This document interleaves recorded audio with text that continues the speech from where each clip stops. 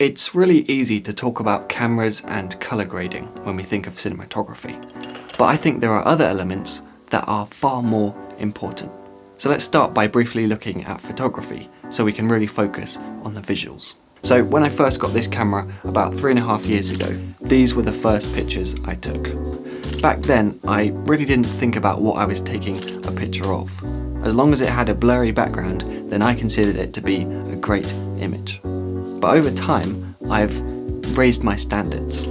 Rather than taking 30 pictures in 5 minutes, I've now learned to spend much more time looking around, only taking a picture if I really think it will be worth it. So, for example, I must have walked past this bathroom 1,000 times, and I've never felt the need to take a picture. But then one time, the sun was so bright and perfectly placed in the sky that it just came straight through the window and just lit up the whole room in a way that I'd never really seen before. So that time I did take a picture. But then I remembered that the key to strong visuals is not being satisfied so easily. So I quickly ran downstairs and asked my brother to look in that mirror. Now I was satisfied with the image. Of course, after that I did go on to do some quick colour grading, but only really supporting the colour and contrast that the sunlight had created. So I guess what I'm trying to say is that the best results come when we spend a lot of time looking around and thinking, you know what, we can do better than this. I've actually downgraded my camera to a phone for all of my photos these days, and I think they look much better than those high quality raw images that I used to take with my DSLR. Learning to have high standards will improve the visuals way more than just buying a new camera. And so that's the approach that I try and have with filmmaking too.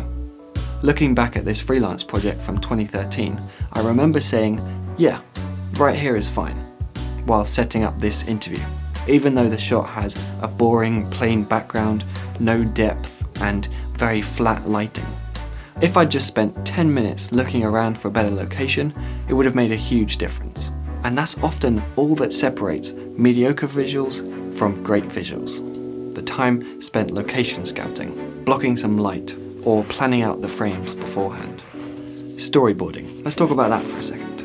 If you want to convince yourself of the power of storyboarding, then try converting one of your favourite scenes into storyboards. With nothing more than general face expressions, camera placement, and basic locations, I can't help but notice how effective these frames are. They've been squashed down to a simple drawing, and yet they still look cinematic, they still look dynamic, they still have an emotional impact. If we compare that to how a lot of my storyboards start out, they all look flat and samey. Now that's partially because it's difficult to draw perspective and depth, but let's be honest, it also has something to do with a lack of imagination.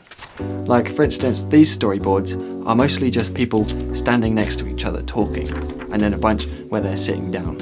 If we followed these storyboards, would we really be taking full advantage of this vast visual language we've got access to? Well, what if we took some of those scenes and set them on a canal boat? Suddenly now our characters aren't just sitting or standing still, they're moving with the boat, and one of them is steering, maybe the other one is sitting on top of the boat. All of that could tell us much more about the characters while immersing us in a world that feels real and dynamic. Those are the kind of decisions that can really take our film's visuals to the next level. It could be including other characters in the shot, using costumes that tell a story, or lighting that supports the mood.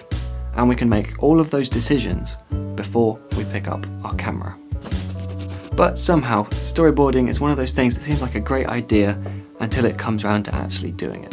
Most people's excuse is that they can't draw. I personally like to pretend that I've got it so well planned out that there's no need for storyboarding. Well, I've learned from experience that if I turn up on set without a clear idea of what we're going to be filming, then not only do we waste loads of time, but the end results really suffer. But that's just me. Some people prefer not to plan so much, to keep things spontaneous and open-ended. So it's really whatever works for you.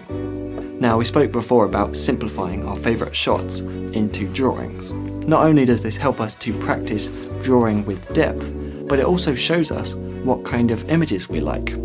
Over the last few years, I've been collecting screenshots from films that I'm drawn to. some old photos, and of course pictures that I've liked on Instagram.